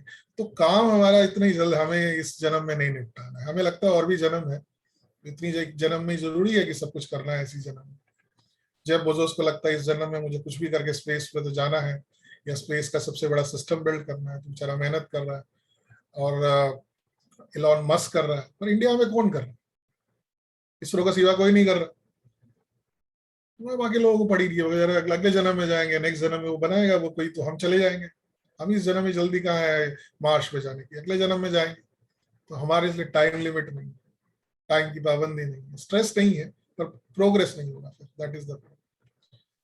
और ईडी को आप ध्यान से देखें तो ऐसा है कि क्या कहते हैं कि ये जब छोटे होते हैं, छोटे बच्चे को आप देखिएगा सबसे ज्यादा ईड ओरिएंटेड होता है। कुछ खाना चाहेगा, कुछ खेलना चाहेगा, घूमना चाहेगा, पढ़ना नहीं चाहेगा, पढ़ना नहीं चाहेगा, खेलना कूदना चाहेगा। फिर टीन एज में जाके उसकी इच्छाएं और बढ़ जाएंगी, फिर उसकी सेंसुअल इच्छाएं हो जाएंगी, then he wants sexuality, then he wants drugs, then he wants either alcohol or something else. तो वो ज्यादा इच्छाएं बढ़ जाती है, और लास्ट में जब बूढ़ा होता है तब इच्छाएं जागती हैं। बूढ़े इंसान के अंदर बहुत इच्छाएं जागती हैं, और ये तब फिर से ईगो जागता है अनकॉन्शियस से कि मुझे तो बचपन में मैंने ट्रैकिंग नहीं किया, बचपन में मैंने वो नहीं किया, बचपन में ये नहीं किया, तो वो सब मुझे अभी करना पड़ता है। They become little weird, some people become very weird. और जो मिडिल एज होती है वो होती है ईगो की। जब आप समझदार हो जाते हो, बोला लड़का समझदार हो गया तो वो समझदार बनता है, समझता है चीजों को, ये है और वो है, तो समझदारी आती है। तो बीच का जीवन पूरा समझदारी का है। और लास्ट में बूढ़ा जब हो जाता है तो वो एडवाइस देना लोगों को शुरू कर देता है। जगदीश शुक्ला जी, हाँ, तो कहते हैं कि जब ये बूढ़ा हो जाता है फिर लोगों को एडवाइस देना शुरू करता है। इसकी इसलिए बनती नहीं है किसी से, तो इसीलिए बंदा उसके ग्रैंडसन से बनती है, ग्रैंड डॉटर से बनती है। छोटे होते हैं उनको इतना पता नहीं होता, तो वो बच्चों को बोलेंगे आओ नहीं करवाना, तो आम ना कर तब ना कर। मैं एक पार्क में एक बूढ़े आदमी को देखा, अपने ग्रैंडसन को इतना कुछ सिखा रहा था, तो वो बच्चा हार्डली 2 साल का था, उसको पता भी नहीं चला था कि क्या कह रहा है। तो कह रहे थे ऐसे बैठ वैसे बैठ, जैकेट का चेन ऊपर कर, ठंडी है, ये पानी मत पी, इतने सारे इंस्ट्रक्शन वो बेचारे दे रहे थे इस बच्चे को। तो मुझे लगा कि बच्चा बड़ा होगा तो कभी इनके साथ तो रहेगा नहीं। तो ये एज में भी शिफ्ट होते रहते हैं, ये हमेशा ये लिक्विड की तरह है, वो कम ज्यादा होते रहते हैं एज के साथ, समय चीजों के साथ। और हमारे जो शास्त्रों में इसको एक बैलेंस करने का तरीका दिखाया है कि जब ये ब्रह्मचार्य आश्रम, ब्रह्मचार्य जो आश्रम है बेसिकली वो ये है कि भैया आप सबसे ज्यादा ईड ब्रह्मचार्य बचपन में जागता है, उसके लिए एक अच्छा गुरु चाहिए। गुरु is not super ego basically, but he is a ego, he tells you logical things. तो ईगो अच्छा तरीका है हैंडल करने का, ईगो को, सॉरी ईड को। इसलिए टीचर अच्छा हैंडल कर सकता है, थेरेपिस्ट अच्छा हैंडल कर सकता है बच्चे को, रादर देन पेरेंट्स, क्योंकि पेरेंट्स सुपर ईगो बन जाते हैं और दोनों की लड़ाई शुरू हो जाती है। इसीलिए पेरेंट्स को बच्चे पसंद नहीं करते जब तक उनके साथ रहते हैं, दूर चले जाने के बाद उन्हें प्रॉब्लम नहीं होती। उसके बाद ग्रस्त जीवन है, तो जो भी आपने सीखा है ईड को, ईगो के साथ जीना, जो भी इच्छाएं हैं उनको पूरी करने की इच्छाएं, पर सही तरह से सोसाइटी में। सेक्सुअल इंस्टिंक्ट कॉमन है, प्रोक्रिएशन जरूरी है तो शादी है उसके लिए, पैसा कमाना जरूरी है इसके लिए करियर है।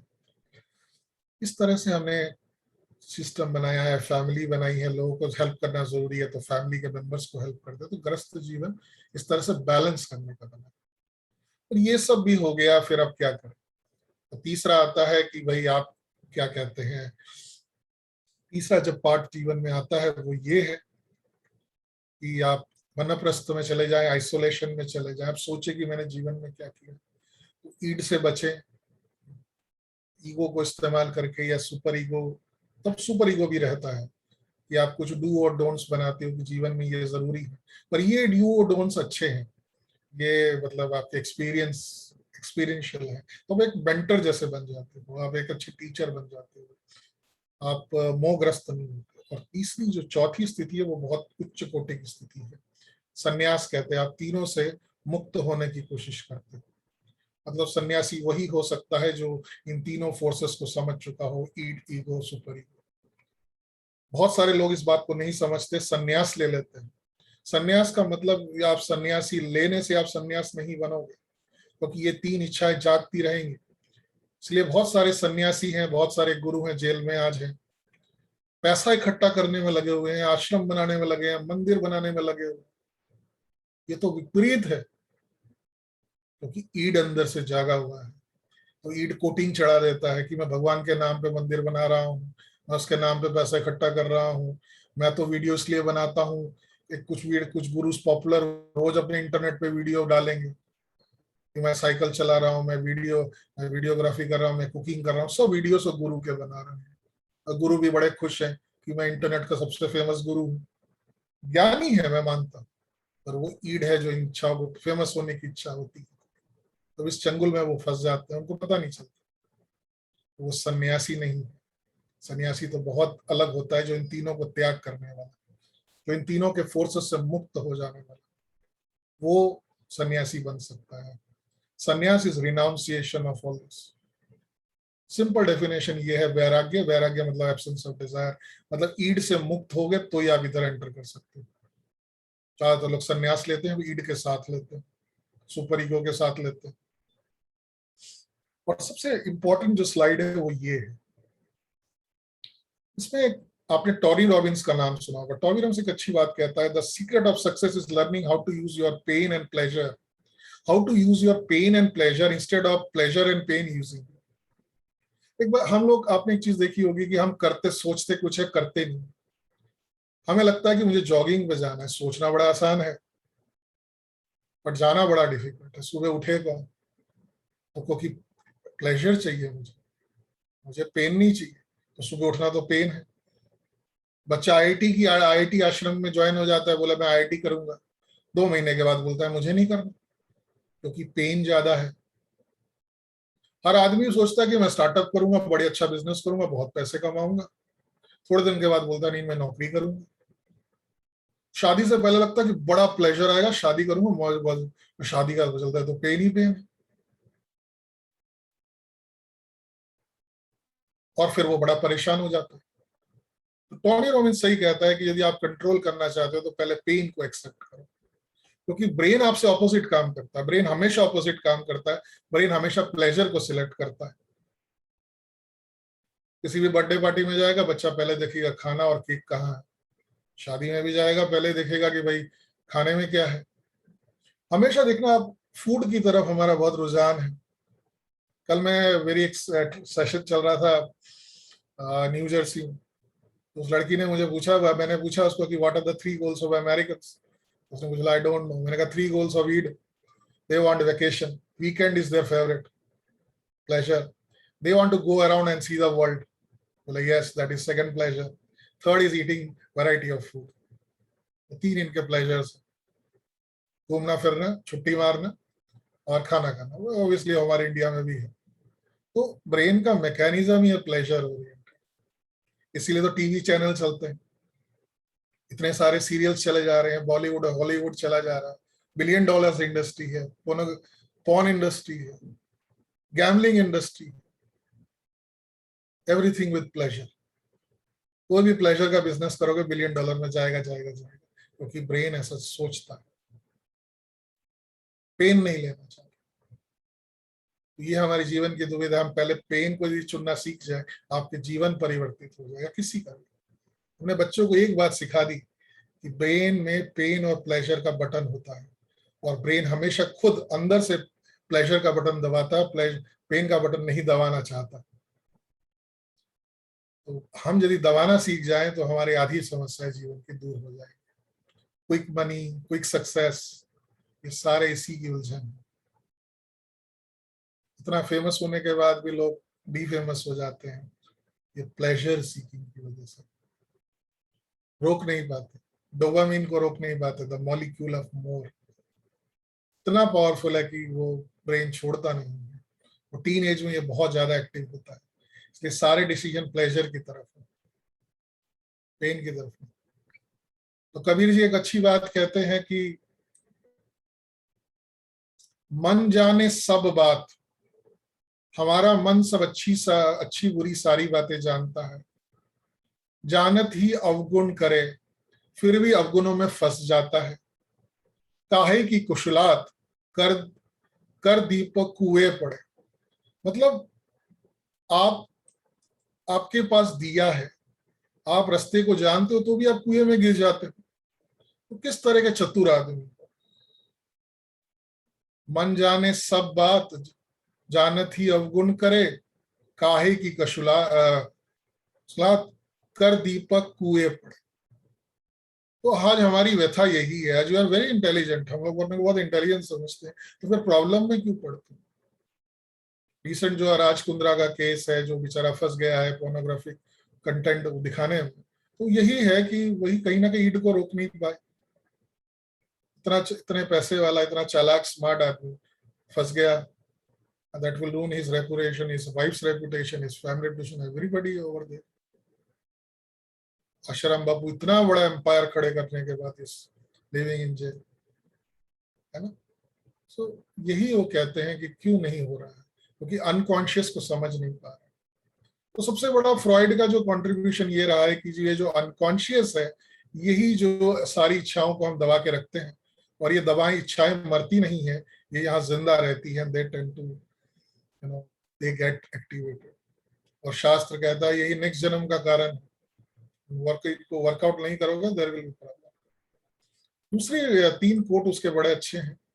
Unexpressed emotion will never die. They'll be buried alive and they'll come in ugliest form.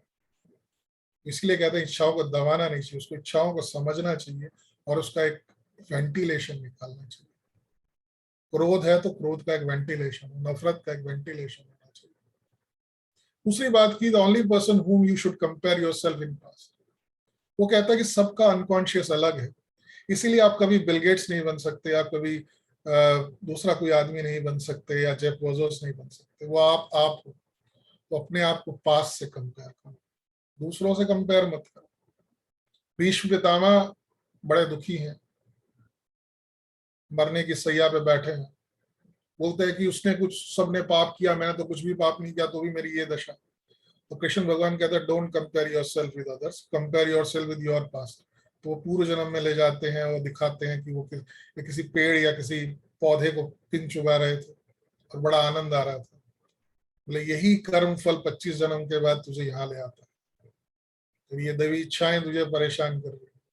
So don't compare yourself with others, you compare yourself with yourself. तो ये सेम बात ये कहते हैं, अलग तरह से।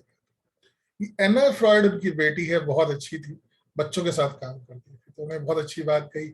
I was always looking for outside myself for strength and confidence, but it comes from within. It is there all the time. सबसे बड़ी बात है कि आदमी जिस चीज की तलाश कर रहा है, कॉन्फिडेंस, गुडनेस, ये सारी चीजें अंदर छुपी हुई। तो एक बार बुद्ध के पास बुद्ध के पिताजी आए और कहा बेटा घर चल, घर पे सब कुछ है तेरे लिए, क्यों ये पेड़ों के नीचे बैठता है, नंगे पैर चलता है तू। तो वो कहते हैं कि मुझे कुछ चाहिए नहीं, मेरा महल तो मेरे अंदर है, मैं तो आंखें बंद करूं और महल में होता हूँ, जहां पे कोई दुख नहीं है, कष्ट नहीं है, जहां पे ये चीज कभी छिनने वाली नहीं है। उसके बाद डैडी बड़े परेशान हो जाते कि जैसे बाहर वो करना बड़ा मुश्किल है। तो सारी चीजें हमारे मन के अंदर है जिसकी हमें तलाश है। एक अच्छी बात उन्होंने, फ्रॉइड ने एक और बहुत अच्छी बात की कि most people do not want to take the responsibility of their freedom, because in freedom requires responsibility and they are fighting the freedom. हमें ऐसा लगता है ना कि मैं क्यों नहीं करता हूँ, ये बंदा क्यों नहीं करता है, इंडिया क्यों आगे नहीं आता है, इंडिया को 200 साल क्यों लगे ब्रिटिश को हटाने में, क्योंकि जिम्मेदारी नहीं ली। हर आदमी चाहता था कि ब्रिटिशर चले जाए, कोई जिम्मेदारी नहीं ले रहा था कि हमें हटाना पड़ेगा। 150 साल के बाद फिर गांधी और लोगों ने सोचना शुरू किया कि हमें इन्हें हटाना पड़ेगा, ये जाएंगे नहीं। इसलिए गांधी जी ने कहा करो या तो मरो, या तो आप कुछ करोगे तो होगा, नहीं तो मरोगे, ऐसे ही मरने वाले ऑप्शन नहीं है जीवन में। तो थेरेपी में भी लोग नहीं आते मेरे पास, क्योंकि कन्फ्रंट करना पड़ता है सच्चाई। इसलिए साइकोलॉजी के वर्कशॉप में कम लोग मिलेंगे हमेशा, क्योंकि सच्चाई की बात हो रही है। बहुत मुश्किल होता है ये सब एक्सेप्ट करना। आप देखोगे आपने जहां पे सक्सेसफुल नहीं हुए, कहीं ना कहीं आपने रिस्पॉन्सिबिलिटी नहीं ली है। आपने कहा कि मेरी वाइफ ऐसी है इसीलिए वो घर में झगड़ा होता है, मैं तो बड़ा ठीक आदमी। नहीं, आपने कम्युनिकेशन की रिस्पॉन्सिबिलिटी नहीं ली। अरे देश डूब रहा है क्योंकि वो क्या कहते हैं, वो फिनेंस मैनेजर की वजह से, फिनेंस मिनिस्टर की वजह से नहीं, वो आप में आपकी भी जिम्मेदारी है कहीं ना कहीं फिनेंस को आगे ले जाने। फिनेंस मिनिस्टर कह रहा है ये तो भगवान की भी मर्जी है, तो ऐसा आप करोगे तो कैसे देश आएगा। तो इंडिया ने 200 साल लगा दिए ब्रिटिशर्स को हटाने में, क्योंकि जिम्मेदारी लेने में 200 साल लगे। They ruled us for 200 years because it took us 200 years to take the whole responsibility. अब इंडिया जब मतलब ग्रेट बनेगा, not because of one person sitting in parliament, but when the whole Indians will take the responsibility. Whatever happens, I take responsibility of my world and I will do level best to make it better. So ये basically ये है। तो एक assignment मैं आपको ऐसा देता हूँ, जब भी आपके अंदर इच्छा जागे तो आप 3 कॉलम्स बनाइए, ईड, ईगो, सुपर ईगो। आपको जॉब नहीं मिला, बड़े गुस्से हैं में आप हैं, डॉक्टर ने आपको कह दिया आपको ये बीमारी है, तो लिखिए ईड क्या कहता है। ईड कहेगा कि डॉक्टर बेकार है, मैं तो दूसरा कोई इलाज ढूंढ लूंगा, I don't care about him. Super ego कहेगा डॉक्टर ही बेकार है, डॉक्टर को जाता ही नहीं है, बकवास है। ईगो है कि ठीक है, जो उसने कह दिया कह दिया, और मुझे अब दूसरा डॉक्टर ढूंढना पड़ेगा जो मुझे उसका सही उपचार बताए, और यदि वो बचाता है तो उसका मुझे यूज करना है। तो दिस इज रियलिटी। उसका मैं क्वेश्चनियर बना, एक वर्कशीट बना रहा हूँ, तो कभी भी ऐसा हो तो आप इस वर्कशीट में लिखें, पहले ईड को लिखे, आपके अंदर का ईड है वो लिखे कि आपको क्यों जाना है जर्मनी। तो आपको इसलिए जर्मनी जाना है क्योंकि क्या करने, पढ़ने जाना है, या फिर आप एंजॉय करने जाना है। हाँ, पढ़ने भी जाना है, एंजॉय भी करना है, तो ये ईड की बात है। तो फिर आप बैलेंस बनाओ ना। तो इस तरह से आप अपने को बैलेंस करोगे, ये तीनों फोर्सेस आपके अंदर काम करेंगे, करते रहते हैं हर वक्त, और कुछ ना कुछ बढ़ता कमता रहता है। सोक्रेटिस मेरे टीचर, जो मेरे फेवरेट टीचर है वेस्ट में, उन्होंने एक बार बहुत अच्छी बात कही, जो मैं अब जीवन में अब धीरे धीरे उतारने की कोशिश कर रहा हूँ। ये लोगों ने कहा कि सर आप बहुत इंटेलिजेंट हो, सोक्रेटिस को कहा। तो सोक्रेटिस ने कहा कि इंटेलिजेंट इसलिए हूँ कि मैं कुछ भी नहीं जानता। तो हमारा जीवन यही है कि हमारे जीवन में हम जिसको जानने की कोशिश कर रहे हैं वो ये है।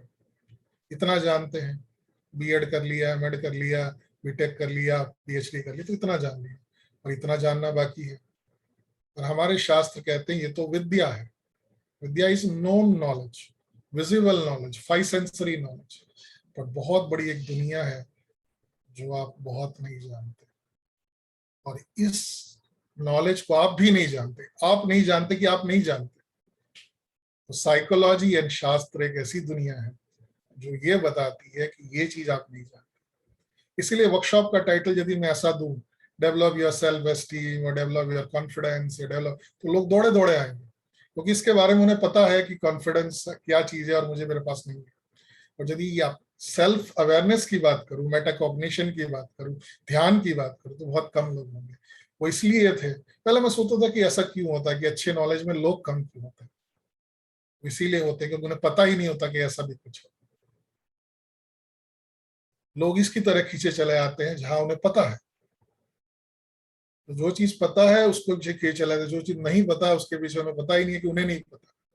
तो सोक्रेटिस की एक बात वो भी है कि I know that I don't know, but people don't know that they don't know. जी, life is all about knowing. ये अविद्या बोलते हैं हमारे शास्त्र में, इसका वर्ड है अविद्या, इग्नोरेंस। गुरु को शिष्य पूछता है कि आत्मा की बात सब लोग क्यों नहीं जानते, ईडीगो में क्यों पड़े रहते हैं। बोलते ये अविद्या है। उनके मन ने कभी समझाया ही नहीं कि अंदर ऐसा भी कुछ है, क्योंकि ये तो अनकॉन्शियस की बात है। बुद्ध जो घर छोड़ के चले गए वो इस ब्लू चीज को जानने में चले गए, इसलिए बुद्ध इंटेलिजेंट हो गए।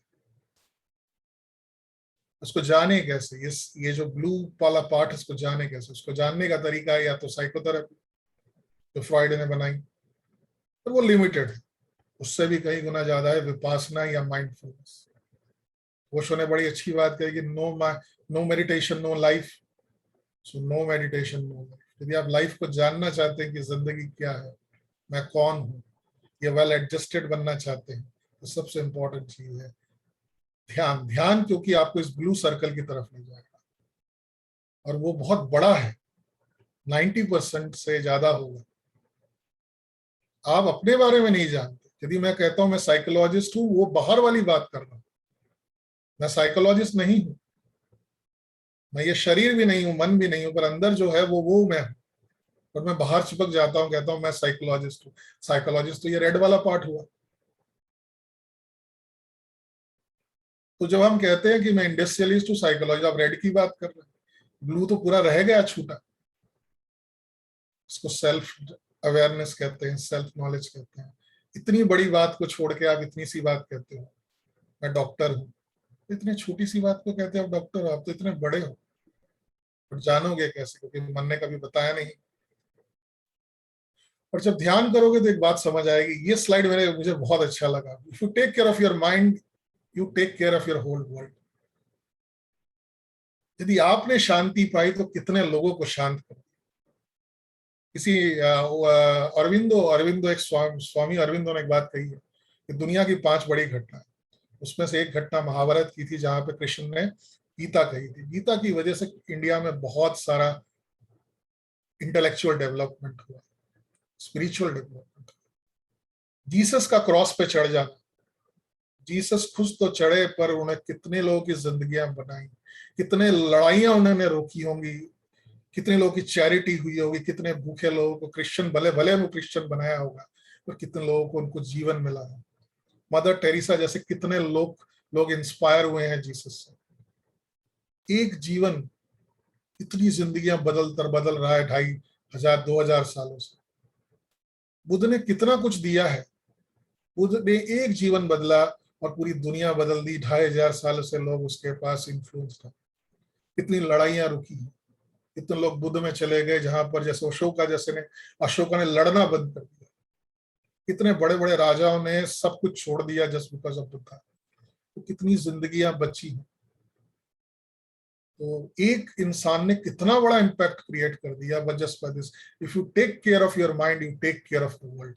ये ग्रेट मतलब एम्पावरिंग थॉट है इस पूरे वर्कशॉप का। यदि खुद का जीवन अपने ग्रेट बना लिया तो आप कितने लोगों की जिंदगी बदलोगे उसका कोई लिमिट नहीं है, और मरने के बाद भी बदलोगे।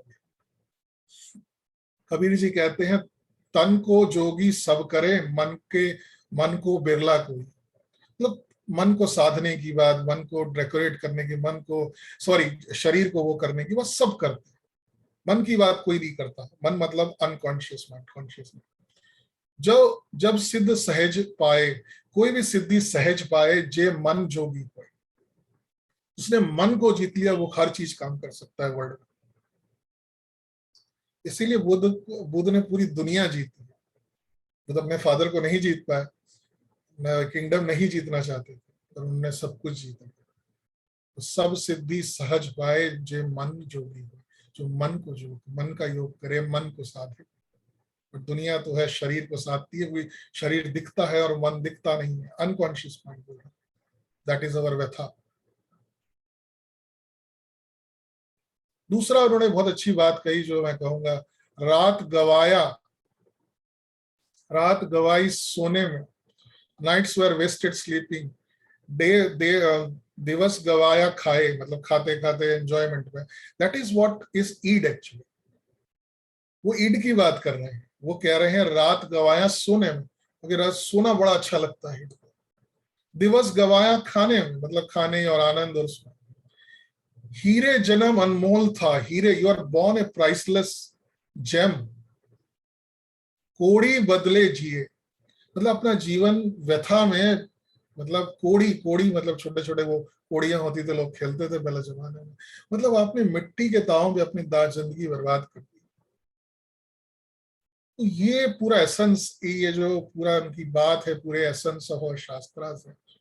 पहले 2 सेंटेंसेस ईड की बात करते हैं। ईड हमारी रात बिगाड़ता है सोने में, दिन बिगाड़ता है खाने में, और हमें यही नहीं पता होता कि अनकॉन्शियस के और डीपर में we are a priceless gem, we are something else, and we are thinking we spend whole life toward this worthlessness. Ramakrishna Paramhansa के पास 2 शिष्य थे, दोनों इंटेलिजेंट थे। एक वकील था और एक विवेकानंद थे। वकील बन गया और विवेकानंद बन गया। जब वकील को रियलाइज हुआ तो एक दिन उसने रोते हुए कहा रामकृष्ण परमहंस को कि मैंने जीवन के साथ क्या कर दिया, मैं तो वकील बन के रह गया। तो रामकृष्ण परमहंस के बड़ी उदारता के साथ कहा, रोते मतलब रुदन भाव में कहा कि सच्ची तूने क्या कर दिया, वकील ही बन के रह गया। तो he was equivalent to Vivekananda जैसे उसमें इतना इंटेलिजेंस था। तो उसने वो वाला जीवन प्राप्त करने की कोशिश की जो बहुत ही बाहर थी, और जो प्राइसलेस था वो छोड़ दिया था। तो वो ईड था जिसने उसको प्रेरित किया एक वकील बनने के लिए, बहुत फेमस बनने के लिए। पर वो तो बनना है ठीक है, पर वो आपकी आइडेंटिटी नहीं है। मेरी आइडेंटिटी मेरा साइकोलॉजी नहीं है, वो तो छोटा सा पिंक वाला पार्ट है, और थोड़ा ज्यादा पढ़ता हूँ तो वो ब्लैक वाला पार्ट थोड़ा वो हो जाता है। बट उससे कहीं गुना मुझे जानना है कि मैं कौन हूँ, You're all priceless gems. Constantly, this is the greatest statement by Indian Shastra, by this Kabir, who would summarize everything so easily. तो ये बात फ्रॉइड कहते हैं. And thank you so much for giving me this opportunity. I was expecting more people, but obviously मैं समझता हूँ कि ऐसी बातों में बहुत कम लोग आएंगे. और I will take up the questions now, and definitely I will take up the question. I've stopped sharing, so you will be live, and मैं आपसे दरखास्त करूंगा कि आप सवाल पूछें ताकि मेरा अंधकार दूर हो जाए. क्योंकि इतना बड़ा ब्लू वाला आप देख रहे हैं, इतना बड़ा अंधकार मेरे अंदर है, सभी के अंदर है, वो दूर हो. तो ऐसे